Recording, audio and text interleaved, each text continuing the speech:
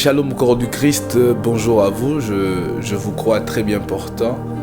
Je vous souhaite d'être les bienvenus dans Chrétien au quotidien. Pour ceux qui généralement suivent déjà nos messages, que Dieu vous bénisse en tout cas. Et pour ceux qui sont nouveaux dans notre chaîne YouTube, je vous prierai de vous connecter parce que nous vous faisons part quotidiennement des messages qui sont importants pour vos vies.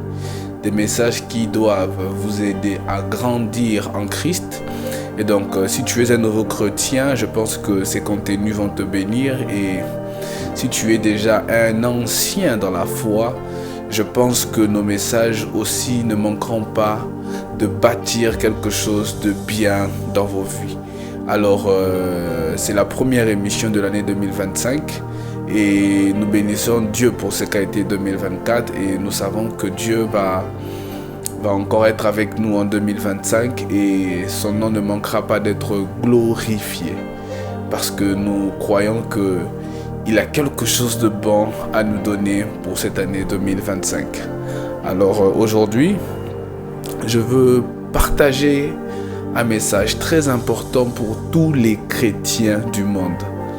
Le but de ce message serait de te permettre à comprendre ce que Dieu attend de toi. Parce que, chers chrétiens, chers humains, sachez que Dieu a besoin de vous. Et non seulement qu'il a besoin de vous, dites-vous aussi que Dieu a besoin de quelque chose de votre vie.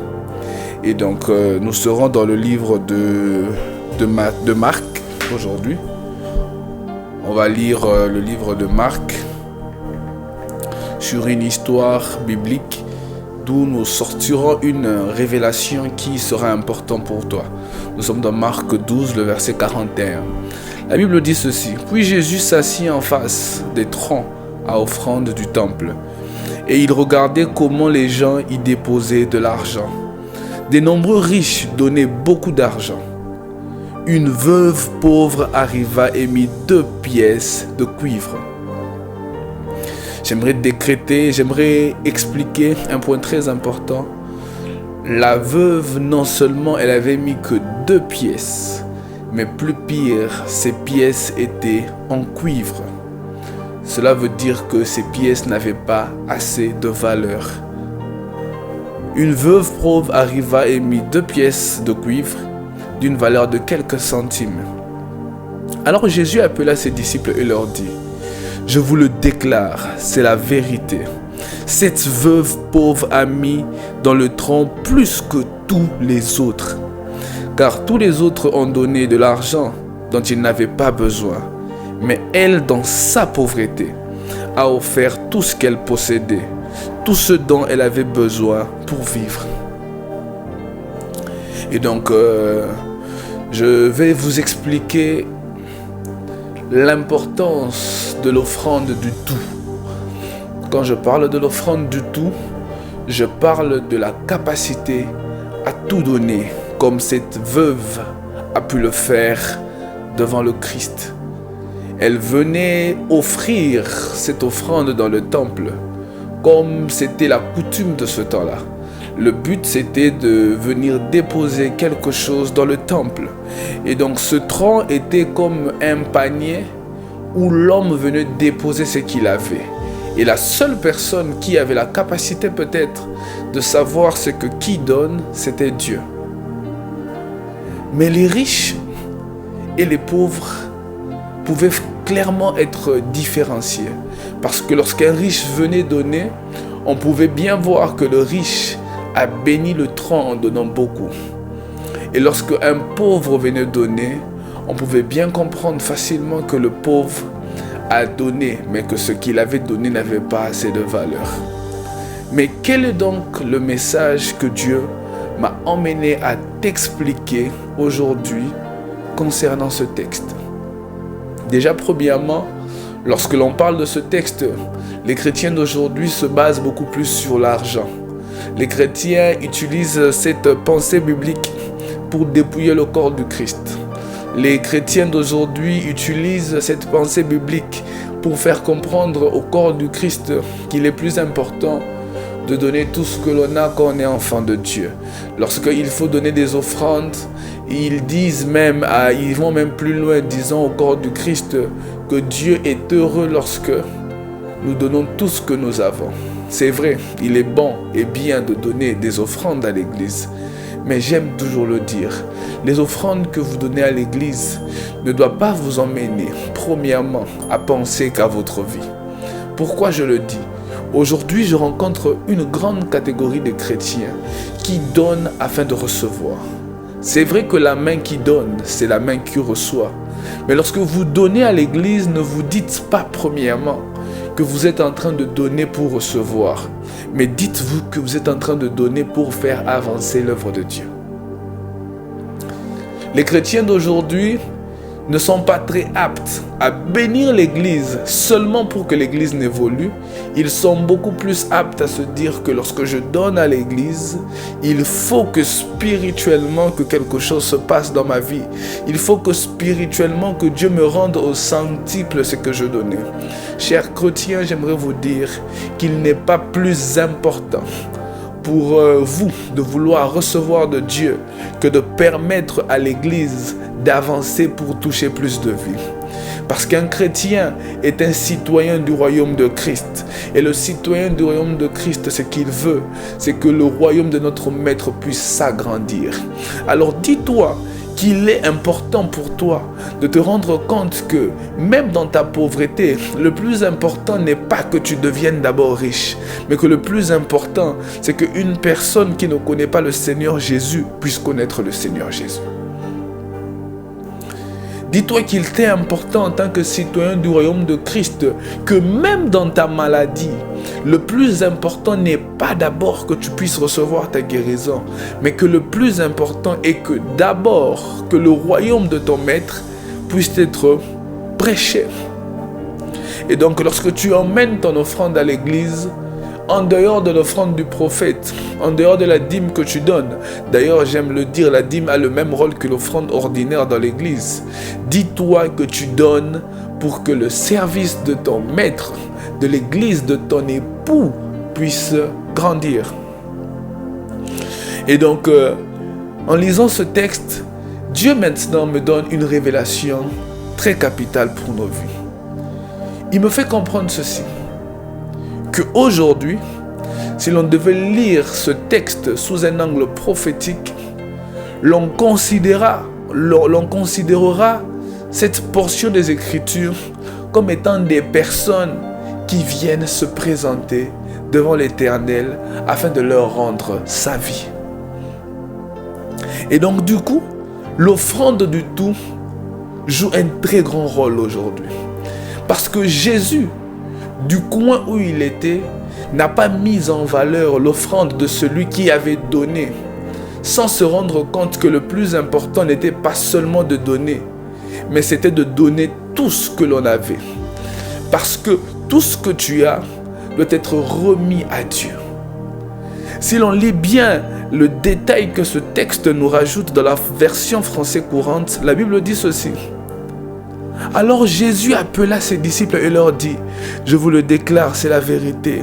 Cette veuve pauvre a mis dans le tronc plus que tous les autres, car tous les autres ont donné de l'argent dont ils n'avaient pas besoin. » Et donc quand je vois l'offrande qui, dans le fond, représente nos vies, que l'on apporte à Dieu aujourd'hui, je me rends compte que plusieurs viennent donner à Dieu des parties de leur vie qui ne leur sont pas importantes. Aujourd'hui, je rencontre des chrétiens qui viennent donner à Dieu des parties de leur vie qui n'ont pas de valeur. C'est ainsi qu'on a des chrétiens aujourd'hui qui se disent chrétiens, mais qui disent choisir ce qu'il faut donner à Dieu et ne pas donner à Dieu. On a des chrétiens aujourd'hui qui peuvent donner, sa présence à l'église, mais qui n'est pas prêt à donner sa sexualité à Dieu. On a des chrétiens aujourd'hui qui sont prêts à décider de ne plus mentir, mais qui ont décidé aussi de ne pas arrêter de voler. Et donc l'offrande du tout est très important pour notre Seigneur. Ce que notre Seigneur veut, c'est que quand nous nous présentons au devant de lui, que nous puissions être une catégorie de chrétiens qui acceptent de donner tout ce qu'ils ont. Ne sois pas dans la catégorie des riches qui sélectionnent quoi donner à Dieu, qui regardent ce qui a de la valeur et ce qui n'a pas de valeur. Parce que la Bible nous précise que ce riche a donné ce qui n'avait pas de valeur pour sa vie. Alors que dans le fond, ce que tu juges ne pas avoir de valeur pour toi est très important pour Dieu. Et ce que tu juges aussi avoir de la valeur pour toi est aussi très important pour Dieu. Et donc du coup, l'offrande du tout est très important pour le chrétien. Parce que Dieu, ce qu'il veut de nous, c'est que nous puissions lui donner tout ce que nous avons. Lorsque vous lisez l'histoire de Moïse et de Pharaon, lorsque Moïse cherchait à libérer le peuple qui était son peuple, le peuple d'Israël, vous vous rendrez compte que Dieu se rassurait d'une chose, que tout ce qui appartenait au peuple d'Israël puisse sortir avec Moïse, parce que Dieu ne voudra pas qu'un peu de toi puisse rester dans le monde. Alors ne te dis pas qu'il est normal pour toi de donner une partie de ta chrétienté à Dieu et une autre partie de ta chrétienté de le garder au monde. Dieu n'est pas d'accord avec cela. Ce que Dieu veut, c'est que par son esprit, que tout de nous puisse l'appartenir. Dieu n'est pas d'accord avec le phénomène qui te fait comprendre que tu as des choix à faire pour ce que tu dois donner à Dieu.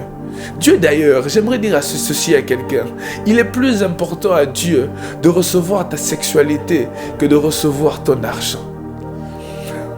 Corps du Christ, dis-toi qu'il est plus important à Dieu, pour Dieu, de recevoir ta langue qui n'arrête jamais de mentir que de recevoir 1000 $ que tu peux mettre dans un panier d'offrandes.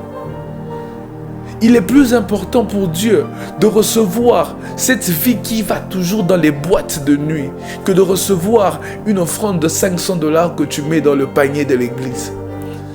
Le plus important pour Dieu, c'est de donner ce qui a de la valeur à tes yeux et ce qui n'a pas de valeur à tes yeux. Parce que Dieu est un Dieu jaloux et ce qu'il veut, c'est que ta vie puisse complètement l'appartenir. Et l'offrande du tout doit automatiquement devenir une priorité pour le chrétien d'aujourd'hui. Dis-toi que Dieu a besoin de toi complètement. Lorsque Dieu demande Isaac à Abraham, il ne dit pas « donne-moi un demi-Isaac », il dit « donne-moi ton fils ». Dieu, ce qu'il voulait, c'était de consumer Isaac. C'était de prendre son offrande qu'il demandait. Parce que ce qu'il veut, c'est de prendre notre vie en entièreté. Et l'un des détails encore que Français Courant me dit, que j'aime beaucoup, la Bible dit dans le verset 44, « Car tous les autres ont donné de l'argent dont ils n'avaient pas besoin, mais dans sa pauvreté, elle a offert tout ce qu'elle possédait. Elle a offert tout ce qui la permettait de vivre. » Que des chrétiens vivants aujourd'hui, que des chrétiens possédant en eux les routines du monde, que les chrétiens aujourd'hui possédant en eux le système du monde, ils ont envie de vivre en Christ. Or en Christ, nous vivons, mais comme étant des offrandes consumées. Je ne dis pas qu'il est interdit à un chrétien de vivre le bonheur, mais dis-toi que le chrétien vit tout en étant une offrande consumée par Dieu. Ce n'est pas pour rien que Dieu, lorsqu'il t'appelle, il te fait passer par le feu. C'est parce qu'il veut que tu passes par le feu, afin que le projet que lui, il a pour ta vie puisse bien se mettre en place. Parce que le chrétien qui vit, il lui sera difficile d'accepter les principes totaux de Dieu. Le chrétien qui vit, il lui sera impossible de vivre comme Dieu le veut. Dieu a besoin des morts en Christ. Dieu a besoin d'une catégorie de personnes qui sont mortes en Christ. Ces personnes vivent, mais ne vivent que pour le Christ. Ces personnes vivent, mais ils ne vivent que selon les exigences du Dieu qu'ils ont accepté dans leur vie. C'est ainsi que Dieu a besoin des morts.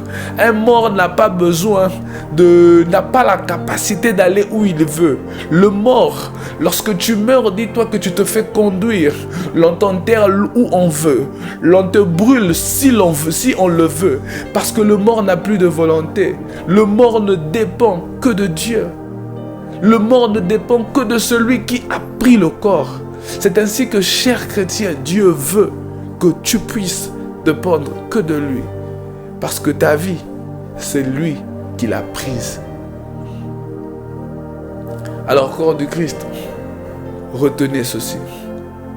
L'offrande du tout est plus important que l'offrande de ce que l'on juge ne pas avoir de la valeur. Corps du Christ, dites-vous que Dieu a beaucoup plus besoin que vous puissiez l'offrir votre vie complètement, que de choisir quoi le donner et quoi ne pas le donner. Donne ta vie à Jésus. Donne ta vie à Dieu. Donne tes mains à Dieu. Donne tes pieds à Dieu. Donne ta pensée à Dieu. Donne tes yeux à Dieu. Donne tout de toi à Dieu. Il veut prendre le total contrôle de ta vie. Il veut prendre le total contrôle de ta personnalité. C'est ainsi que je prie dans le nom de Jésus, que l'Esprit de Dieu qu'il a mis à notre disposition, afin que lorsque le monde va se présenter devant nous, que nous puissions le vaincre, puisse habiter en toi complètement dans le nom de Jésus. Je prie dans le nom de Jésus que le Saint-Esprit de Dieu, que le Christ nous a laissé, afin de pouvoir nous permettre à lutter face aux désirs de notre chair, puisse complètement se manifester dans ta vie, puisque lorsque ta chair te parlera, que tu ne puisses pas céder. Parce que ce qu'il veut, c'est l'offrande de tout. Il veut que nous puissions nous offrir complètement. Et ma prière, c'est que vous et moi puissions nous offrir complètement dans le nom de Jésus. Retenez ce message et dites-vous que par la faveur de Dieu, par l'amour de Christ et par la grâce de l'Esprit Saint qui habite en nous, nous pourrons avoir cette capacité de nous offrir complètement au Seigneur Jésus. Et je crois que le cœur qui se dispose à accepter cela est ce même cœur que Dieu est en train de visiter maintenant.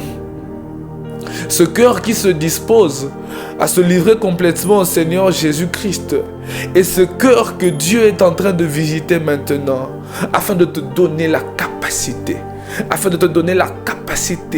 de pouvoir vivre ce désir ardent que tu as à toi.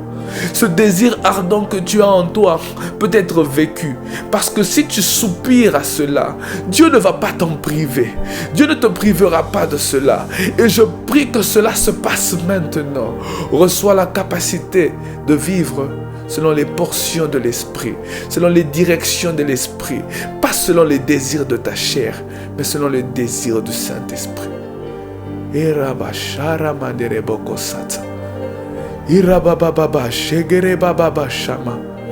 Père éternel, je te remercie. Dieu de grâce, je te remercie, car je sais que tu es en train de le faire. Tu le fais dans la vie de la personne qui m'écoute. Au nom de Jésus-Christ. Au nom de Jésus-Christ. Amen. Que Dieu te bénisse abondamment et que sa grâce t'accompagne. Je bénis Dieu pour cette session. C'est une session très bénéfique pour nous les chrétiens. Et vous qui n'avez pas encore donné vos vies à Jésus, je vous appelle, donnez vos vies à Jésus. Et dites-vous qu'il sera avec vous, qu'il vous accompagnera. Que la faveur de Dieu soit avec vous aujourd'hui, durant cette fin du mois de janvier et durant toute cette année 2025. Chrétien au quotidien.